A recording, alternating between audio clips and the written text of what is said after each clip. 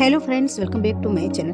આજે મારા વિદ્યાર્થીએ જે ભૂલ કરી છે એ ભૂલ તમારે કરવાની નથી। મારા વિદ્યાર્થીએ કર્યું છે, હું મોસ્ટ ઓફ કહેતી હોઉં છું કે તમારે જે પણ તમે કટિંગ કરો છો તે માપ લઈને કટિંગ કરો। અને તમે મારા રેગ્યુલર વિડીયો જોતા છો તો તમને ખબર છે કે હું આ રીતે બાયનું કટિંગ કરતી હોય ત્યારે માપતી હોઉં છું, પરંતુ મારા વિદ્યાર્થીએ માપ્યું નહીં અને આટલું કાપડ ઓછું પડ્યું। હવે ફ્રેન્ડ્સ, આપણે ઘટ્યું હોય તો ઉમેરવામાં કંઈ વાંધો નથી, પણ જ્યારે બગલમાં એ ભાગ એ વધારે ઉમેરીએ તો એ થોડું અનકમ્ફર્ટેબલ જેવું લાગે છે, यानी कि व्यवस्थित नहीं लगतुं। हवे बंने साइड एवुं कर्युं छे, जो बंने साइड आ रीते थोड़ुं थोड़ुं कापड़ ओछुं कर्युं। अहींया एटलो बधो गेप नथी, पण बीजी साइड खूब ज वधारे गेप छे। तो मैं कीधुं कि आ रीते तमारे हवे भूल नहीं करवानी। हवे आवी रीते तमारे जो भूल थई जाय तो शुं करवानुं छे, पहेला तो वच्चेथी तमारे सिलाई लेवानुं शरूआत करवानी छे। जे रीते हुं सिलाई लઉં છું એ રીતે સિલાઈ લેવાની છે। ક્યાં સુધી સિલાઈ લેવાની છે? જ્યારે તમારે કાપડને જોઈન્ટ કરવાનું છે ત્યાંથી થોડુંક આ રીતે કટ કરી નાખવાનું છે।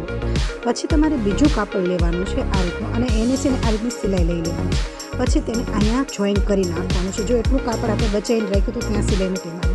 બંને કાપડને સાંધો જોઈન્ટ કરી નાખો। જો આ રીતે સાંધો જોઈન્ટ કરી અને પછી શું કરવાનું છે, ત્યાં તમારે ધારી સિલાઈ મારી દેવાની છે, જેનાથી અહીંયા છે ને એ સાંધો દેખાય નહીં। ધારી સિલાઈ મારવાથી એ કાપડ વ્યવસ્થિત લાગે છે અને સાંધો દેખાતો પણ નથી, એટલે ફરજિયાત એક ધારી સિલાઈ મારી દેવાની સાંધો કરો ત્યારે। હવે શું કરવાનું, હવે તમારે અહીંથી સિલાઈ કરવાની। જો એટલો ટુકડો લઈ અને એટલું સિલાઈ કરવી એમ નહીં કરવાનું, પહેલાં ઝાઝો ટુકડો લઈ અને પછી જેટલું ઘટતું હોય એટલું ઉમેરી દેવાનું, આ રીતે કરવાનું। મારા વિદ્યાર્થીએ શું ભૂલ કરી હતી કે એને થોડો ટુકડા લઈને ઉમેર્યો તો પણ ઘટ્યું।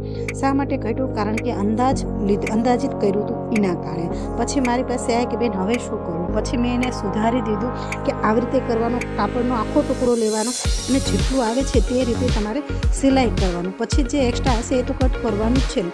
પહેલાં આપણે ટુકડા નાના નહીં કટિંગ કરવાના, ઝીણા ટુકડા લઈ એને સિલાઈ નહીં કરવાની અને પછી એને જોઈન કરશો, એ કેવું લાગશે? એ નહીં સારું લાગે। તમારે ગમે ત્યારે આવી ભૂલ થાય તો તમારે શું કરવાનું છે, તમારે પહેલાં જે રીતે તમે સિલાઈ મારો છો એ રીતે સિલાઈ મારી દેવાની છે। તો બંને સાઈડ થોડું ઘટ્યું હતું, મેં પોતે જ ઉમેરી દીધું છે।